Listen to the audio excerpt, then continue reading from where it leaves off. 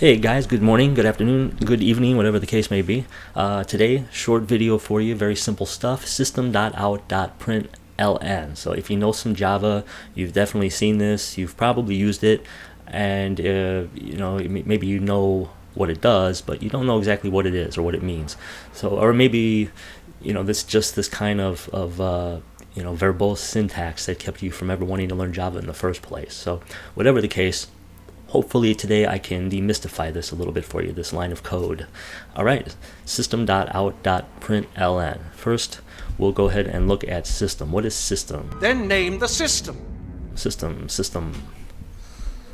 So the system class, this is a class in the java.lang package. That means we don't have to import it. The java.lang package by default is part of every Java program, and this is only the case with java.lang because it contains all of the fundamental building blocks that every Java application needs. So it's always there for us. So here's the system class. This is not the kind of class that we can create an object from. We can't instantiate the system class. Take a look here. If we try to do that, so instantiate means we can't create an object with the new keyword here. If we try to do that, the compiler is going to give us a little smack and tell us that system has private access in java.lang. This is because system is a final class with a private constructor. So let's go back over here for a second and take a look at some of these methods in the system class. You will probably recognize some of these. If not, you will eventually. We have the exit. It takes an integer. You can pass it a status of, say, 0, which will represent normal termination. Or you can pass it any non-zero value. So, usually -1 or 1.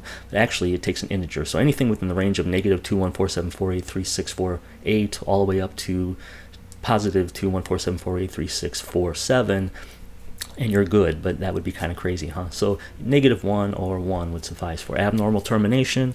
And then we have the garbage collector, which may or may not actually collect the garbage. This is more of a suggestion when you call garbage collection. You don't really ever know for sure when it's going to run. But anyway, we are not here to talk about the methods. What we want to look at are these fields up here, in, out, and air.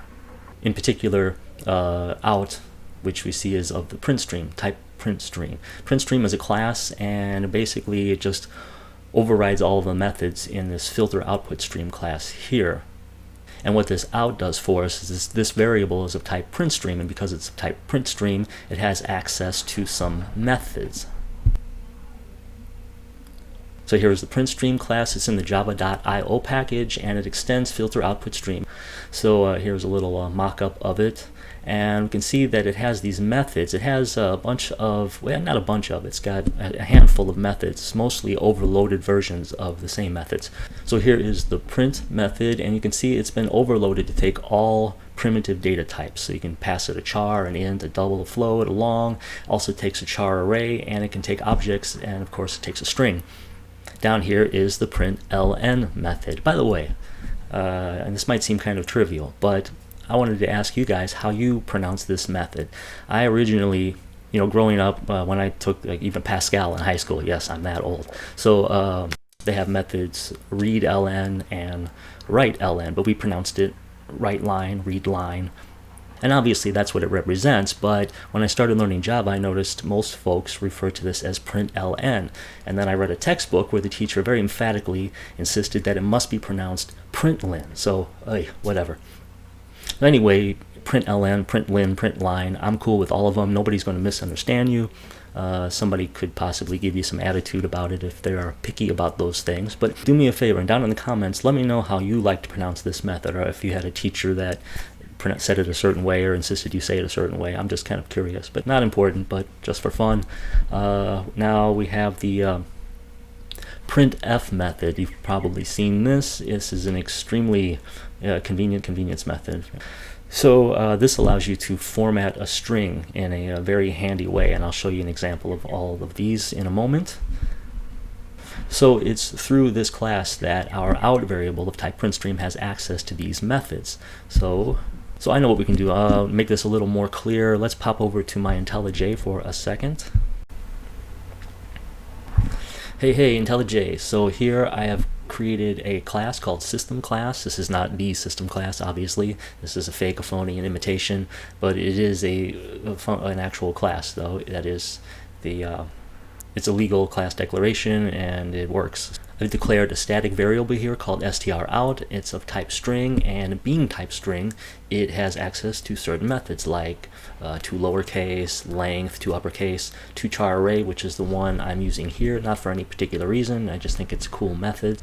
So how do we access static fields? We have to use the class name, right? So here I'm using the system class, and then I'm accessing the field, and I'm using that to call the method that's available to my string. And that's just how this works. So it's the same thing here. System class is equal to system. str_out is equal to the out field, and toChar array is equal to println here. So we can see over here I also have a fake PrintStream class, and inside demonstrating these few methods that we looked at. So here is the basic print method, which we saw has been overloaded to take various data types. Println is exactly the same as print, except it moves the cursor to the next line. And then we have the printf method, which you can format a string with these cool placeholders. So you see we have modulus s, modulus s. What this is a placeholder that represents where the variable is going to go. And I've declared two string variables here, world and line, and I'm passing them as arguments over here in this printf method. So let's go back over here and try this guy out.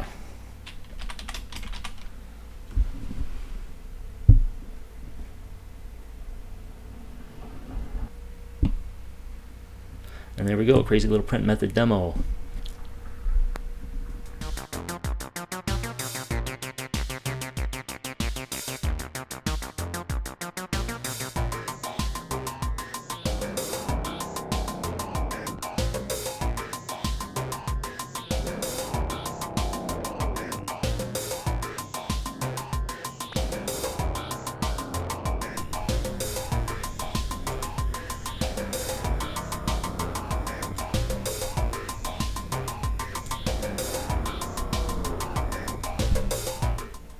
So here we are in the documentation, guys. The documentation is great. It's very easy to read. I strongly encourage you to explore it, peruse all of these methods and just experiment and see what it does.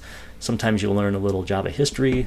It's very cool. It's a great way to kill time and learn things. So here are the fields that we talked about: in, air, and out. Down here, the methods, garbage collector, exit.